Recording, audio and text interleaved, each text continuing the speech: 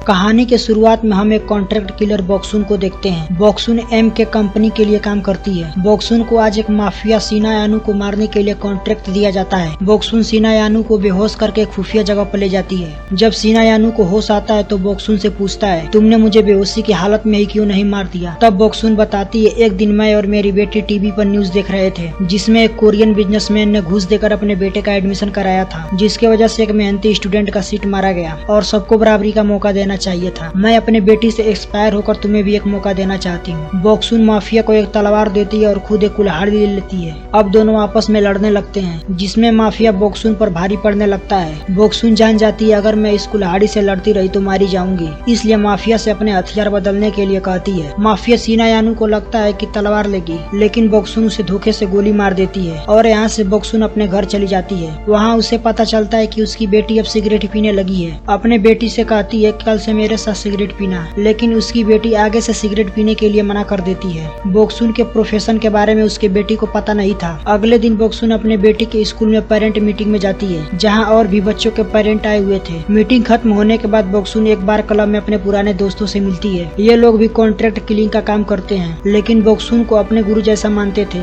यहाँ से scene past में दिखाया जाता है, जिसमें एम के कंपनी के बॉस मिंक्यू 3 रूल बनाए थे। रूल नंबर 1, कोई भी आदमी किसी भी बच्चे को नहीं मारेगा। रूल नंबर 2, किसी भी किलर कंपनी के द्वारा बनाए गए प्रोग्राम पर ही काम करेगा। And rule number 3, her killer को कंपनी से दिया गया मिशन को किसी भी हाल में पूरा करना होगा। मिंक्यू ने ये रूल इसलिए बनाए थे कंपनी से बाहर वाले लोग टक्कर न ले सके। इस रूल से सभी कंपनी को बहुत लॉस हो रहा था, क्योंकि बच्चों को मारने के लिए कस्टमर बहुत ज्यादा पैसा देते हैं। जैसे ही बॉक्सुन क्लब से बाहर आती है तो देखती है उसके गाड़ी से कुछ रोड छाप गुंडे छेड़छाड़ कर रहे हैं। बॉक्सुन गाड़ी से दूर होने के लिए कहती है। तब एक गुंडा बॉक्सुन को मारने आता है। तभी बॉक्सुन का साथी जिसका नाम हांग आकर उसे भगा देता है। यहाँ से हांग बॉक्सुन को बहुत पसंद आता है। यहीं दूसरी तरफ हम एक लड़के को देखते हैं जिसे एम के कंपनी में एक प्रोफेशनल किलर बनने का ट्रेनिंग चल रही थी। तभी वहाँ बॉक्सुन आ जाती है। बॉक्सुन इस कंपनी के साथ साथ और भी कंपनियों में बहुत ज्यादा फेमस हो चुकी थी। सारे किलर बॉक्सुन जैसा ही बनना चाहते थे और उसे बहुत ज्यादा पसंद भी करते थे। फिर मिंक्यू की बहन, जो इस कंपनी का डायरेक्टर भी है, वो इस नए लड़के से फाइट करने को चैलेंज करती है और ये भी कहती है तुमसे बेहतर है। बॉक्सुन नहीं चाहती थी कि मेरे जैसा जाबाज और सातिर कोई भी इस कंपनी में किलर बने, इसलिए उससे फाइट करने के लिए तैयार हो जाती है।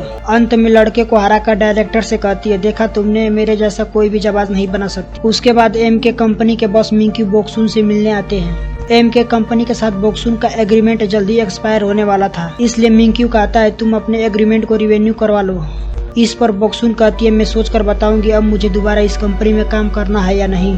मिंक्यू बॉक्सुन को खोना नहीं चाहता था, क्योंकि बॉक्सुन एक बेहतर किलर थी और इससे मिंक्यू को बहुत ज्यादा प्रॉफिट भी होता था। तभी बॉक्सुन की बेटी के स्कूल से फोन आता है, जिसमें प्रिंसिपल बताते हैं तुम्हारी बेटी ने एक बच्चे की गर्दन में कैंची घुसा दी है। प्रिंसिपल ऑफिस में जिस बच्चे के गर्दन में कैंची घुसी थी उसके पेरेंट उसे जेल भेजना चाहते थे। प्रिंसिपल कहते हैं अब तक आपकी बेटी ने यह नहीं बताया कि उसने ऐसा क्यों किया। बॉक्सुन माफी मांगती है। प्रिंसिपल ये भी कहते हैं अगर ये हफ्ते में नहीं बताई तो इसे स्कूल से खारिज कर दिया जाएगा। बॉक्सुन गुस्से में पूछती है तुमने क्यों इस बात? बॉक्सुन की बेटी कहती है मैं उसे मारना चाहती थी। अब बॉक्सुन की परछाई उसकी बेटी में भी दिखने लगी थी। अगले दिन सारे कंपनी वाले मीटिंग करते हैं, क्योंकि कोई अनजान आदमी बाहर से प्रोग्राम कर रहा था और वो किसी भी कंपनी से नहीं जुड़ा था और अभी तक उसका पता नहीं चला था। अब बॉक्सुन एक मिशन के लिए जाती है, जिसमें यंग जी उसकी मदद करती है। ये सारी तैयारी पहले से करके आई थी और साथ में एक सुसाइड नोट भी लेती है, ताकि जिसे मारे लगे वो सुसाइड किया है। अब उस लड़के के कमरे में बेहोश गैस छोड़कर उसे नस काट देती है। कुछ दिन बाद पता चलता है कि जो बाहर से प्रोग्राम करने वाले लोग थे वो कोई और नहीं बल्कि बॉक्सुन के दोस्त हांग है। जब बॉक्सुन एक रेस्टोरेंट में खाना खा रही होती है तब हांग यहाँ अपने गैंग से आ जाता है और बॉक्सुन को जान से मारने की कोशिश करता है। बॉक्सुन उन सबसे फाइट करते हुए हंस भी रही होती है। बॉक्सुन की साथी यंग जी उन सबको मारने में मदद करती है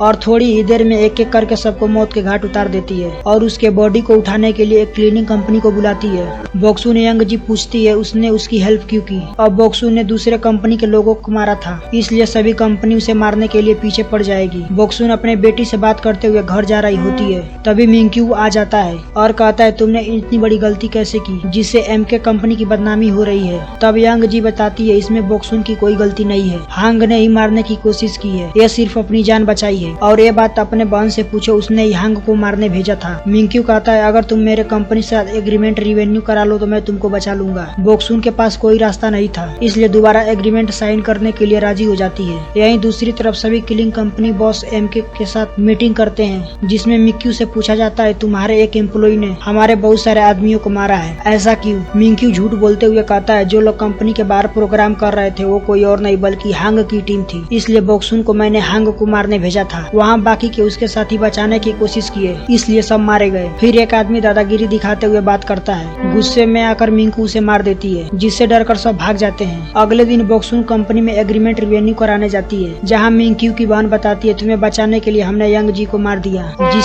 जिससे बॉक्सुन का खून खुल उठता है और मिंक्यू के बहन को मार देती है। जैसे यह बात मिंक्यू को पता चलता है तो वो बहुत दुखी होता है। अगले दिन मिंक्यू बॉक्सुन से मिलता है, लेकिन बॉक्सुन का गुस्सा अभी भी ठंडा नहीं हुआ था। बात करते समय मिंकू को भी मार देती है और इसी सीन के साथ ये मूवी खत्म हो जाती है।